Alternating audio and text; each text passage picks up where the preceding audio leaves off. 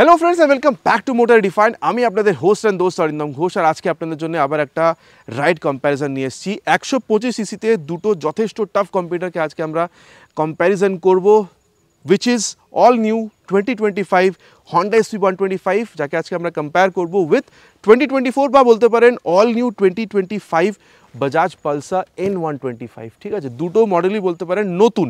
এবার যেহেতু দুটোই এখানে 125 সিসি, এয়ার কুলিং দুটোতেই আছে, প্রাইসেও এমন কিছু তফাৎ নেই।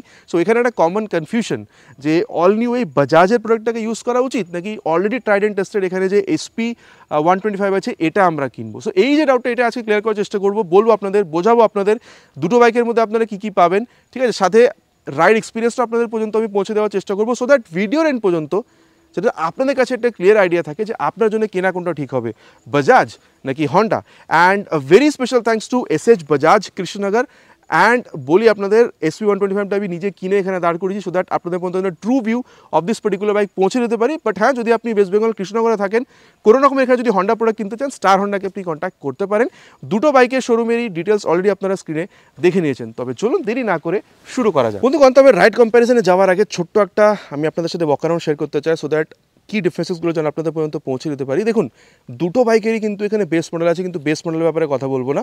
কথা বলবো হচ্ছে দুটো বাইকেরই টপ মডেল যেখানে আমরা ব্লুটুথ পাচ্ছি। সব থেকে কথা আমি প্রাইসটা বলি, দুটো বাইকই দেখুন সেম প্রাইস রেঞ্জে পাওয়া যাবে, 1,20,000 থেকে 25,000 মধ্যে। ঠিক আছে, এবার দেখুন আপনার এরিয়াতে প্রাইস ডিফার করতে পারে according to insurance and RTO charges. So যদি আপনার এরিয়া প্রাইস জানার প্রয়োজন বোধ হয়ে থাকে, নিচে প্লিজ কমেন্ট করে জানাবেন, আমি চেষ্টা করবো আপনাদের সাথে এখানে প্রাইসটা শেয়ার করার। দেখুন, এবার দেখে নিই আমরা এখানে যে কী কী পাওয়া যাচ্ছে। দুটোরই ফ্রন্ট সেকশনে যদি দেখেন, এলইডি হেডল্যাম্পের setup, bulb turn indicators, telescopic fork, same tyre মোটামুটি সেম 80/100 সেকশন। কিন্তু ডিফারেন্স এটা যে পালসারে আমরা 17 ইঞ্চের অ্যালয় হুইল পাচ্ছি, আর এখানে আমরা 18 ইঞ্চের অ্যালয় হুইল পাচ্ছি। কম্বি ব্রেকিং সিস্টেম, এটাও দুটো বাইকেই সেম। ইনফ্যাক্ট এখানে যদি আমি ব্রেকিংটা দেখি, 240 mm ব্রেকিং যেটা, এটাও কিন্তু আমরা দুটো বাইকেই সেম পাচ্ছি। ইনফ্যাক্ট যদি আপনি এখানে ক্র্যাশ গার্ড দেখেন, দুটো বাইকেই আছে। দেন বলতে পারেন যে কিক স্টার্ট দুটো বাইকেই আছে। ইঞ্জিনে দেখুন এখানে হালকাটা চেঞ্জ, সেটা হচ্ছে এখানে ওবিডি 2B সেন্সার এখানে একটা এক্সট্রা অ্যাড করা হয়েছে, সো দ্যাট আরও যেন বেশিটাকে পলিউশন ফ্রি করা যায়। এবার এসপি 125 বা বলতে পারেন নিউ এসপি 125 এর ইঞ্জিন যদি বলি, খুব একটা চেঞ্জ এখানে হয়নি। 123.9 CC single cylinder air cool fuel injected engine আপনারা এখানে পাচ্ছেন। পাওয়ার ফিগার্সে কোম্পানি এমন কিছু চেঞ্জ করেনি যতদূর জানা যাচ্ছে। যদি চেঞ্জ করে থাকে সেটা পরে আমি আপনাদের জন্য ডেসক্রিপশন বা পিন কমেন্টে দিয়ে দেবো। এখনকার মতো আপনাদের বলে দিই, 10.8 PS পাওয়ার, 10.9 নিউটন টর্ক আপনারা এখানে পেয়ে যাবেন। এরপরে যদি বলি পালসার N125, তো এখানে 124.5 CC single cylinder air cool fuel injected engine পাবেন। পাওয়ার টর্ক হালকা একটু বেশি, 12 PS ম্যাক্স পাওয়ার, 11 নিউটন মিটারে ম্যাক্স টর্ক। এবার কোম্পানি এখানে ফাস্টেস্ট 0 to 60 km/h অ্যাচিভ করবে, এটাও এখানে ক্লেম করছে। সো আমরা টেস্ট করে দেখবো অ্যাক্সেলারেশনের টাইম এটাকে। কিন্তু হ্যাঁ, আপনাদেরকে যেটা বলবো সেটা হচ্ছে এখানে আন্ডারবিলি এক্সস্ট, আর বলতে পারেন এসপিতে কিন্তু এখানে নর্মাল এক্সস্ট। দুটো বাইকে এসিজি স্টার্টার মোটর আছে ফর সাইলেন্ট স্টার্ট। তো স্টার্ট করবো উইথ এসপি 125, কিন্তু এখানে আপডেটের ব্যাপারটা বলে দিই, এখানে কিন্তু কিল সুইচটা কিন্তু কোম্পানি সরিয়ে দিয়েছে। সবথেকে প্রথমে এসপি 125 এর আওয়াজটা আপনাদের শুনিয়ে দিই।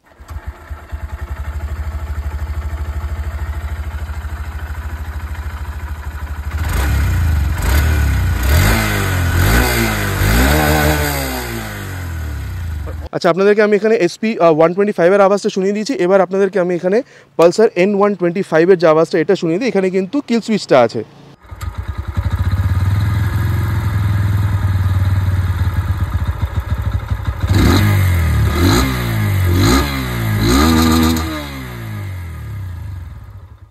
দুটো বাইকেরই আপনি এখানে এক্সস্ট সাউন্ড শুনে নিয়েছেন, কোনটা আপনাদের বেটার লেগেছে নিচে কিন্তু কমেন্ট করে জানাতে প্লিজ ভুলবেন না।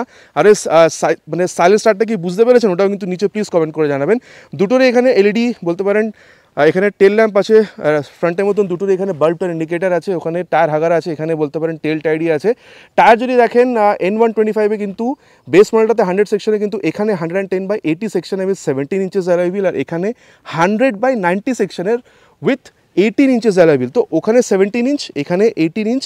অ্যান্ড দেন সাসপেনশন যদি দেখেন, এখানে বলতে পারেন ডুয়াল হাইড্রোলিক, কিন্তু ওখানে মনোশক পাচ্ছিলেন। এই টায়ার সাসপেনশনের ডিফারেন্স, কিন্তু দুটো বাইকে কিন্তু আপনি সেম 130 mm ড্রাম ব্রেক পাচ্ছেন, এখানে কিন্তু ডিফারেন্স নেই। অ্যান্ড দেন যদি দেখেন, দুটো বাইকে কিন্তু আপনি লেডিস ফুটের সারি গার্ড দুটো বাইকে আপনি পাবেন। অ্যান্ড দেন এখানে open chain system in N125, close chain system in SP 125, main stand, side indicator off sensor দুটো বাইকে আপনারা পেয়ে যাবেন। অ্যান্ড দেন যদি আপনি সিট দেখেন, এখানে 795 mm সিট, এখানে 790 mm seat height and then এখানে স্প্লিট সিট, এখানে নর্মাল সিট। কুশিংটার ব্যাপারে আগে বলবো, কিন্তু এটা বলে দিই যদি আপনার হাইট অ্যারাউন্ড 5.34 পর্যন্ত হয়ে থাকে দুটো বাইককে আপনারা ম্যানেজ করতে পারবেন, চাপ হবে না।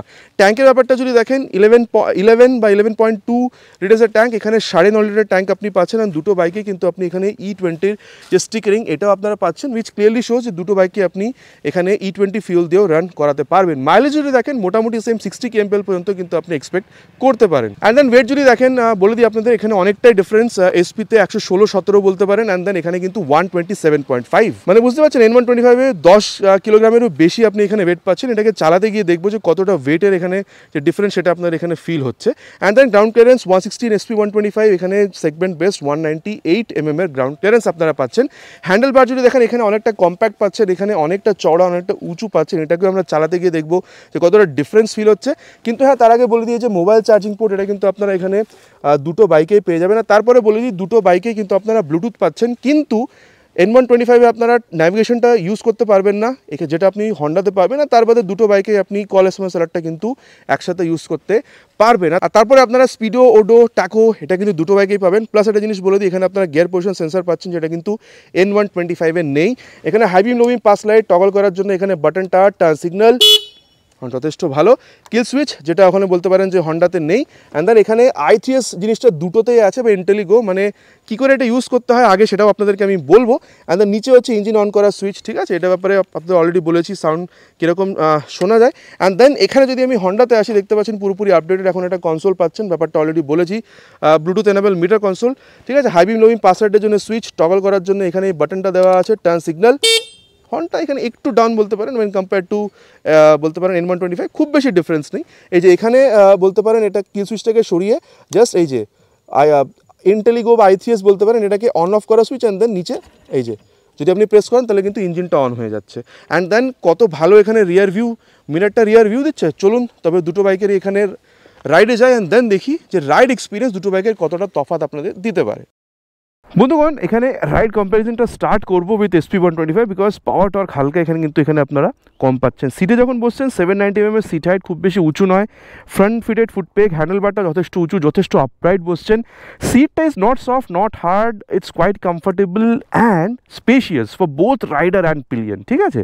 আচ্ছা, এরপরে যদি আপনাদের আমি বলি এখানে দেখুন আপনার হাইটটা যদি মোটামুটি 534 পর্যন্ত হয়ে থাকে খুব একটা চাপের এখানে হওয়ার কোনো কথা নয়। আর আপনি যথেষ্ট আপরাইট এখানে বসছেন, সো লং রাইডের জন্য যেটা কমফোর্টেবল রাইডার পজিশন না ওটা কিন্তু আপনারা এখানে পাচ্ছেন অবশ্যই, মানে occasional long ride, not always, ঠিক আছে। চলুন তবে এবার স্টার্ট করা যাক। First gear, second gear, third gear. দেখুন 125 সিসির হিসাবে যথেষ্ট আপনি এখানে ইনিশিয়াল অ্যাক্সেলারেশনটা পাচ্ছেন, ওটা যথেষ্ট ভালো, ঠিক আছে। এবার হ্যাঁ, আমি বলতে পারি যদি পিলিয়নের সাথেও বসেন আমার মনে হয় না আপনার এখানে খুব একটা কোনো প্রবলেম হবে। সামনে দাদা পুরো ভয় পেয়ে গেছে আমাকে দেখে সামনে, হ্যাঁ। তো এই যে ইনিশিয়াল অ্যাক্সেলারেশন যেটা বলছিলাম যথেষ্ট ভালো আপনি এখানে পাচ্ছেন। আর দেখুন আমি বলবো যে ক্লাচটা is not soft not very hard, is on the mid side, ঠিক আছে। আর যদি আপনি এখানে এই আপ অ্যান্ড ডাউন শিফটিংটা দেখেন না, গিয়ারের ব্যাপারটা বলছি, দেখুন এই যে কাট করে একটা আওয়াজ হচ্ছে আর প্রিসাইজ শিফটিং হচ্ছে। এবার হ্যাঁ দেখুন ইঞ্জিনে খুব বেশি চেঞ্জ তো এখানে হয়নি, কিন্তু এখানে একটা কমন একটা বলতে পারেন একটা কমপ্লেন আছে যে গিয়ারটা স্লিপ করে, ঠিক আছে। সো ওই ব্যাপারটা দেখুন আমি এখানে বাইকটা আপনাদেরকে আমি দেখিয়ে দিই। মোটামুটি আমি এখানে এটাকে চালিয়ে দিয়েছি হচ্ছে 94 কিলোমিটার, নতুন বাইক, আমার কেনা বাইক, এটা অলরেডি আপনাদের বলেছি আমি। সো এখানে কিন্তু আমি গিয়ার স্লিপ হয়তো একবার বা দুবার বুঝতে পেরেছি, মানে এটা কিন্তু একটা নতুন বাইকের সাথে হতেই পারে। So I am not very sure about it now যেখানে কোনো চেঞ্জ হয়েছে কিনা। সো আমার যখন ওনারশিপ রিভিউটা আমি নিয়ে আসবো চালানো, তখন আপনারা বুঝতে পারবেন যে মানে মোটামুটি 300-400 কিলোমিটার চালানোর পরে যে অ্যাকচুয়ালি ওটার কোনো প্রবলেম হচ্ছে কিনা গিয়ার স্লিপে, ঠিক আছে। সো ওই ব্যাপারটা তখন কথা বলবো। আচ্ছা, এবার গিয়ার আর ক্লাচের ব্যাপারটা কথা হচ্ছে, চলুন তাহলে এর যে অ্যাক্সেলারেশন টেস্ট সেটাও আমি আপনাদেরকে এখানে করে দেখিয়ে দিই। স্টার্ট করবো উইথ 3 হর্নস।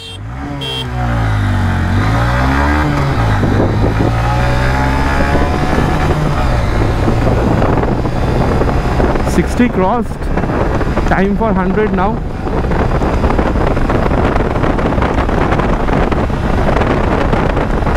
এখানে আন্ডুলেশন যথেষ্ট বেশি আছে রোডে।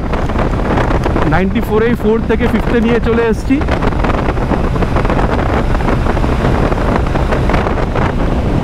ক্রস হয়ে গেছে। দেখুন এটা টপ স্পিড ভিডিও অলরেডি আমি এখানে মোটর ডিফাইন হিন্দি চ্যানেলে আপলোড করেছিলাম, ঠিক আছে, আপনারা হয়তো দেখেছেন। দেখুন আমি বলবো যে ইনিশিয়াল রেসপন্সটা যথেষ্ট ভালো, ভাইব্রেশনের যে ব্যাপারটা মোটামুটি আপনারা ওই 90-95-এর পরে বুঝতে পারবেন, আর এর আগের মডেল থেকে বলতে পারেন একটু হলেও কিন্তু ভাইব্রেশনটা কন্ট্রোল আপনারা এখানে বুঝতে পারছেন, ঠিক আছে। আর তারপরে দেখুন আর স্টেবিলিটি আমি এখানে কিন্তু কোনো রকমের কোনো প্রবলেম খুব একটা এখানে বুঝতে পারিনি, যেটা মানে সত্যি কথা সেটা আপনাদেরকে বলছি। কিন্তু হ্যাঁ, যদি 110 বা 120 হতো তাহলে হয়তো আরও বেটার হতে পারতো। আর তারপরে দেখুন ইঞ্জিন হিটিংয়ের অ্যাক্সেস এখানে কোনো ইস্যু কিন্তু আপনারা পাবেন না। আর তারপরে যদি আপনারা দেখেন তাহলে বলতে পারেন যে কমফোর্টেবল ক্রুজিং স্পিডটাকে আমি ওই 90 থেকে 100-এর মধ্যেই বলবো আপনাদের জন্য, ঠিক আছে। আর একটা জিনিস দেখুন, এই যে যখন টার্ন করছে না, একটা ছোট্ট জায়গার মধ্যে কিন্তু এটা টার্ন হয়ে যাচ্ছে, সো এটা একটা যথেষ্ট ভালো ব্যাপার বলতে পারেন। আর তারপরে যেটা আপনাদের আমি বলবো সেটা হচ্ছে অ্যাবাউট মাইলেজ, যেটা অলরেডি বলেছি 50 থেকে 60-এর মধ্যে আপনারা এক্সপেক্ট করতে পারেন। আর একটা জিনিস দেখুন, মাইলেজ এখানে আমি এখন এখানে এটাকে 5th গিয়ারে নিয়ে যায় একবার, এ দেখুন 5th গিয়ারে নিয়ে গিয়ে যদি মোটামুটি 30-35-এও চালায়, দেখুন এখানে মাইলেজ কত বলছে। এই যে এখানে দেখুন, এটাকে না সবথেকে বেস্ট হয় যদি আমরা মোটামুটি এটাকে 60 থেকে 70-এর মধ্যে নিয়ে যাই, ঠিক আছে। ওখানে গেলে মাইলেজটা আবার কিন্তু এই যে 50 মধ্যে যদি নিয়ে যায়, দেখুন 70-80 কিলোমিটার মাইলেজ বলছে। এতটা হয়তো পাবেন না, কিন্তু 60 পর্যন্ত কিন্তু আপনারা এক্সপেক্ট করতে পারেন। আচ্ছা, এরপরে কিন্তু আরেকটা ব্যাপার আছে। ধরুন আপনারা এখানে এই যে ধরুন এই দেখুন আমি এটাকে কিন্তু এখানে গিয়ারেই রেখেছি, ঠিক আছে, এটাকে গিয়ারে রেখেছি, কিন্তু আমি এখানে আইডেল দাঁড়িয়ে আছি। এবার দেখুন গাড়িটা বন্ধ হয়ে গেল, আইটিএস এখানে ব্লিঙ্ক করছে। তো সামনে যদি রেড লাইট থাকে, এখানে দাঁড়িয়ে গেছেন ক্লাচ ধরে, কিন্তু গাড়িটা বন্ধ নেই, আপনি যদি এটা অন করা থাকে আপনি গাড়িটা বন্ধ হয়ে যাবে। আর যদি স্টার্ট করতে চান তাহলে কী করতে হবে, এটা গিয়ারে ছিল তো, এবার যদি এটা নিউট্রালে থাকে তাহলে ক্লাচটাও ধরা দরকার নেই। এটা যেহেতু গিয়ারে আছে, ক্লাচটা ধরে এটা এখানে আর ওই কনসোল দুটোতে নজর দেবেন। এই যে দেখুন, দেখেছেন গাড়িটা আবার কিন্তু এখানে স্টার্ট হয়ে গেল। তো এটা একটা যথেষ্ট ভালো বলতে পারেন যে মাইলেজ সেভিং টেকনোলজি যেটা কোম্পানি এখানে দিয়েছে, সো দ্যাট মাইলেজটাকে এখানে যেন আরও বেশি মেনটেন করা যায়। এটা হন্ডার গাড়িতেও কিন্তু আমরা আগে পেয়েছিলাম, এখন বাজাজের গাড়িতেও আছে, ঠিক আছে, টিভিএসের গাড়িতেও আছে। হ্যাঁ, মানে ডিফারেন্ট টেকনোলজির নাম দিয়ে ডিফারেন্ট কোম্পানি এখানে এটাকে বের করছে। আর বন্ধুগণ, এবার রাইড কম্প্যারিজনটা করবো with this all new Bajaj Pulsar N125। দেখুন এখানে সিট হাইট কিন্তু 5 mm বেশি, বাট হ্যাঁ আমি বলবো যখন আপনি বসছেন না সিটে, একটু বেশি টাইটই মনে হচ্ছে ওয়েন কম্পেয়ার টু SP125। মানে খুব বেশি না, ওই আর কি হালকা একটু ডিফারেন্ট আপনার ফিল হবে। কিন্তু হ্যাঁ আরও ডিফারেন্স আছে, যেরকম আপনি যখন বসছেন rear fitted foot peg, handle বারটা একটু বলতে পারেন compact when compare to SP125। And then দেখুন মানে হালকা একটু ঝুঁকতে হচ্ছে when compare to SP125। So এটাতেও একটা ডিফারেন্স আছে। হাইট অলরেডি বলেছি 5'4" is enough to manage this bike. So এটা একটা ব্যাপার আছে। কিন্তু হ্যাঁ বলতে পারেন space for both pillion and rider ঠিকঠাক আছে। কিন্তু হ্যাঁ এখানে স্প্লিট সিট আছে, এটাও একটা ব্যাপার আছে। সো এই ইনিশিয়াল যে ব্যাপারটা সেটা আপনাদের বলে দিয়েছি। চলুন তবে এবার স্টার্ট করা যাক বাইকটাকে। First gear, second gear, third gear. দেখুন ইনিশিয়ালি আমি যেটা বুঝতে পারছি যে একটু বেটার রেসপন্স আছে ওয়েন কম্পেয়ার টু SP125। এবার কতটা মানে কি মানে আছে না আছে সেটা আমরা অ্যাক্সেলারেশন টেস্টের পরে এটার ব্যাপারে কথা বলবো, ঠিক আছে। সো এখন এটার ব্যাপারে খুব বেশি বলবো না আপনাদেরকে। আচ্ছা, এরপরে দেখুন যেটা আপনাদের বলবো সেটা হচ্ছে about clutch, which is definitely softer than SP125, অনেকটাই soft when compare to SP125। কিন্তু হ্যাঁ যদি গিয়ারটা দেখেন এটা কিন্তু আবার অনেকটাই সিমিলার, কট করে একটা সাউন্ড হচ্ছে, প্রিসাইজ গিয়ার শিফটিং হচ্ছে, ঠিক আছে। সো এইটা একটা ব্যাপার আছে। অ্যান্ড দেন চলুন তবে গিয়ার ক্লাচের ব্যাপারটা কথা হচ্ছে, তাহলে এটারও অ্যাক্সেলারেশন টেস্টটা করে নিই, তাহলে আপনাদের সাথে এর ব্যাপারে মানে পরে এটার পারফরমেন্সের ব্যাপারে আপনাদের সাথে কথা বলবো। Will start with 3 horns.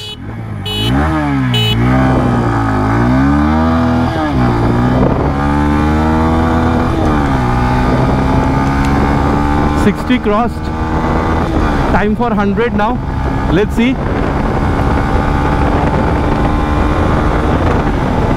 Gears changed. Let us aim for 100 now.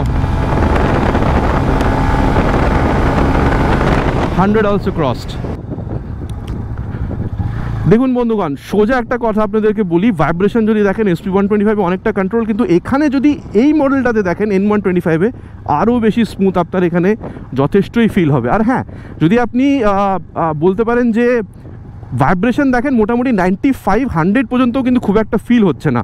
R comfortable cruising স্পিডও বলতে পারেন মোটামুটি 100 পর্যন্তই, ঠিক আছে, যেটা আমি বলেছিলাম হয়তো 90-95-এ বলতে পারেন যে SP125-এ বলেছিলাম। আর এই যে ব্যাপারটা দেখছেন, এই যে টার্ন রেডিয়াসটা কিন্তু আমি বলবো SP125-এর থেকে আপনাদের এখানে একটু বেশি লাগবে। সো এইটা একটা ব্যাপার কিন্তু এখানে আছে। আচ্ছা, এরপরে যেটা আমি আপনাদেরকে বলবো সেটা হচ্ছে about stability, which is more or less similar, ঠিক আছে। কিন্তু হ্যাঁ, যেহেতু টায়ারটা এখানে একটু বেটার, সো ডাইভার্স কন্ডিশনে হয়তো এটা আর একটু বেশি বলতে পারেন সুইটেবলি আপনাদের সাথে রিয়াক্ট করবে যদি রোড কন্ডিশন খারাপ থাকে তাহলে, ঠিক আছে। বিকজ চড়া টায়ার সবসময় বেশি গ্রিপ প্রোভাইড করে, সো এখানে একটা ডেফিনেটলি একটা প্লাস পয়েন্ট আছে। এখন রোড কন্ডিশন ভালো, তাই দুটোর মধ্যে খুব একটা এখানে ডিফারেন্স বোঝা যায়নি। আচ্ছা, এরপরে যেটা আপনাদেরকে বলবো সেটা হচ্ছে about engine heating, no problem at all. And mileage যদি দেখেন মোটামুটি ওই রকমই যেটা বলেছিলেন SP 125-এ 60 পর্যন্ত এক্সপেক্ট করতে পারেন। বন্ধুগণ, এবার ধরুন আপনি এরকম একটা ট্রাফিকের মতন এরিয়াতে আছেন, ঠিক আছে। সামনে আমি ধরে নিচ্ছি একটা রেড লাইট আছে আর আপনাকে এবার দাঁড় করাতে হবে গাড়িটাকে, ঠিক আছে।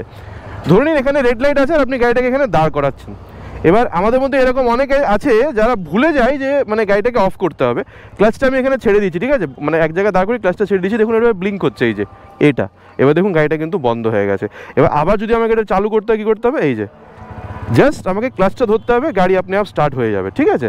আর আমার এসপিতে কী ছিল, এসপিতে আমরা ওটাকে জাস্ট থ্রটল ব্লিপ করে স্টার্ট করছিলাম। এবার দেখুন ওই দিন আমি ওই কালারের সাথে এটা শ্যুট করতে ভুলে গেছিলাম, ওই জন্য একটা আলাদা কালারের সাথে আমি এখন এটাকে শ্যুট করছি আপনাদের জন্য। আচ্ছা, এরপরে আমি দেখুন অ্যাক্সেলারেশনের সামারিটা আপনাদের বলি। দেখুন আমার মনে হচ্ছে যে 0 to 60 হোক বা 100, এটা একটু বেটার আপনাকে পারফরমেন্স দেবে, ঠিক আছে। এমন খুব বেশি তফাৎ না, কিন্তু একটু হলেও আপনাকে এই বাইকটা N125 একটু বেটার পারফরমেন্স কিন্তু আপনাকে দেবে। আচ্ছা, এটা কিন্তু পুরোপুরি অ্যাক্সেলারেশনের ব্যাপারটা হয়ে গেল। এবার আপনাদেরকে আমি এখানে ব্রেকিংয়ের ব্যাপারটা বলি। দেখুন এটাকে সবথেকে প্রথমে নিয়ে যাব মোটামুটি 60 থেকে মানে 50 থেকে 60 পর্যন্ত, অ্যান্ড দেন এই যে 62-তে ফ্রন্ট ব্রেক। দেখুন ফ্রন্টে 240 mm যে ডিসটা আছে, আমি বলবো মোটামুটি ভালোই রেসপন্স আপনাদের দিচ্ছে। আচ্ছা, আরেকবার এখানে আমি এটাকে টার্ন করব। পেছনে একটা ভাই আছে, ভাইটা বেরিয়ে যাক আগে। ইয়েস, সো এই যে টার্ন রেডিয়াসটা যথেষ্ট ছোটো, আমি এটা আপনাদেরকে আবার বলবো। আর তারপরে আপনাদেরকে আমি এখানে এটা বলতে চাইবো যে ফ্রন্টের ব্রেকটাকে না দেখুন ভালো, কিন্তু এই যে ব্রেক লিভারটা দেখছেন এটাকে একটু বেশি টেনে ধরতে হচ্ছে, তবে আপনারা আরও বেশি বেটার রেসপন্স পাচ্ছেন। সো এইটা একটা ব্যাপার কিন্তু ডেফিনেটলি আছে। অ্যান্ড দেন চলুন রিয়ারের যে ব্রেকটা ওটাকেও আমরা এখানে টেস্ট করে দেখি। মোটামুটি নিয়ে যাব হচ্ছে 60 পর্যন্ত, অ্যান্ড দেন 61-এ রিয়ার ব্রেকটাকে ইউজ করেছি।